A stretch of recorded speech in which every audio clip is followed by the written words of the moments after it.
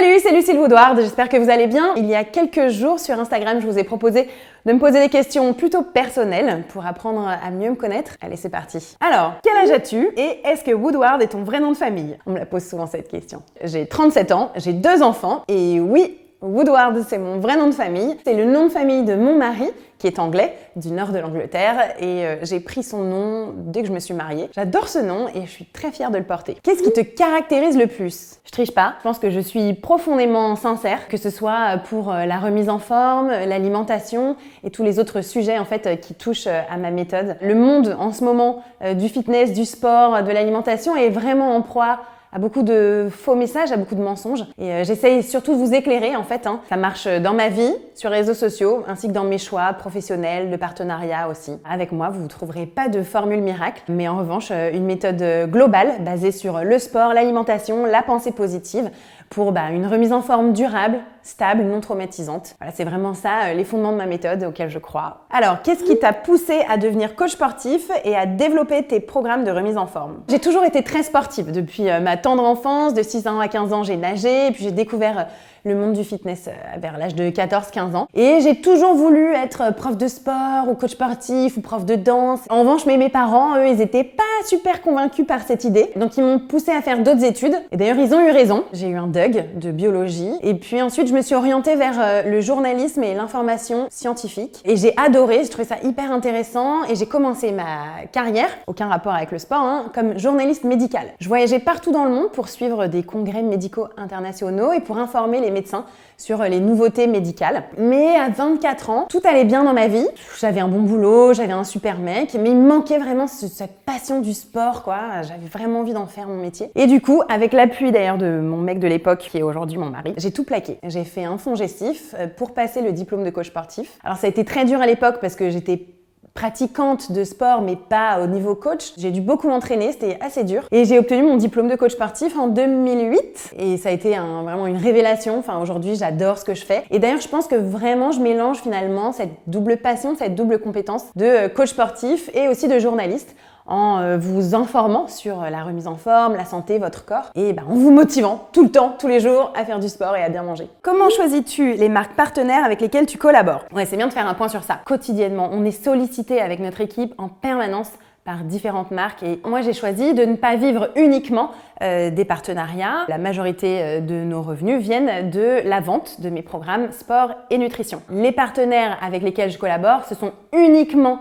des marques que j'aime bien, des produits que j'utilise dans mon quotidien et que je vous recommande. Et c'est pour cela et uniquement pour cela que je travaille avec eux. En toute honnêteté, on refuse plus de 95% des demandes parce que voilà, je connais pas le produit, je les utilise pas. Quelle est ta semaine typique? Il n'y en a pas.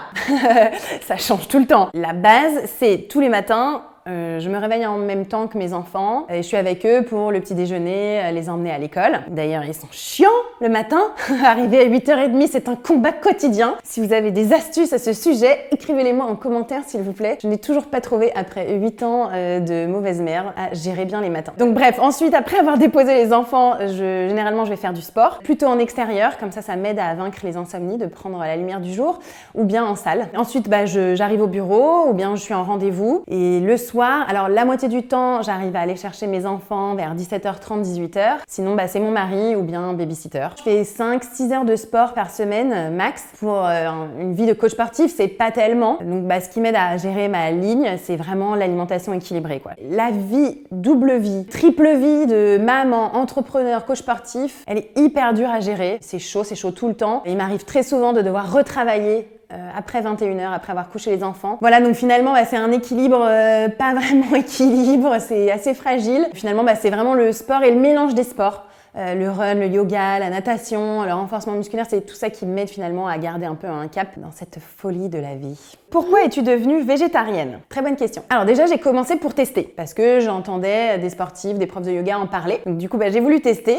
Très vite, je me suis sentie pleine d'énergie, récupération sportive vraiment plus facile. Je trouvais que vraiment c'était plus facile aussi de garder sa ligne en fait avec le végétarisme. Mais je suis pas devenue végétarienne en un jour. Et je pense que ça, c'est vraiment important de le dire et de le diffuser. J'ai vraiment commencé par être flexitarienne et puis vraiment progressivement diminuer de plus en plus la consommation de viande et de poisson. Et je trouve que c'est vraiment important d'y aller doucement. Déjà, pour son organisme et notamment pour ses intestins, pour réussir à digérer facilement en fait les légumineuses, les céréales complètes que du coup on ingère en plus grande quantité. Et puis aussi pour pas brusquer son entourage. Parce que du jour au lendemain tu deviens végétarien, bon, ton mari, tes amis, tes parents risquent de pas trop comprendre.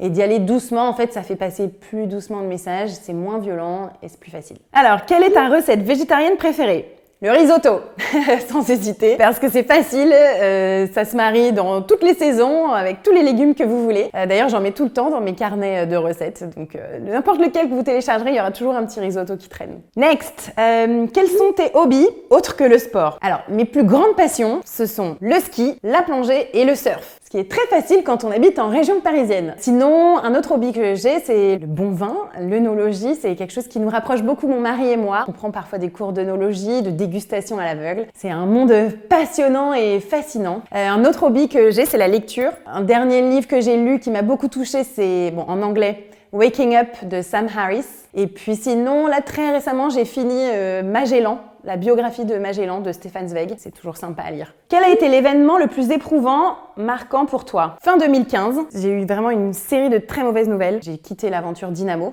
le club de cycling. Ça a été assez dur parce que je m'étais quand même vraiment beaucoup engagée. Et puis quelques mois plus tard, je me suis fait virer de l'émission Les Maternelles sur France 5, alors que j'adorais y participer et j'avais mis beaucoup de cœur à l'ouvrage. Et puis juste après, genre 1 mois et demi après, je pars au ski pour un peu m'aérer l'esprit. Et là, premier jour, je me romps le ligament croisé antérieur. Et là, tu te dis, bon, t'as 35 ans, tu viens de te prendre 3 roustes.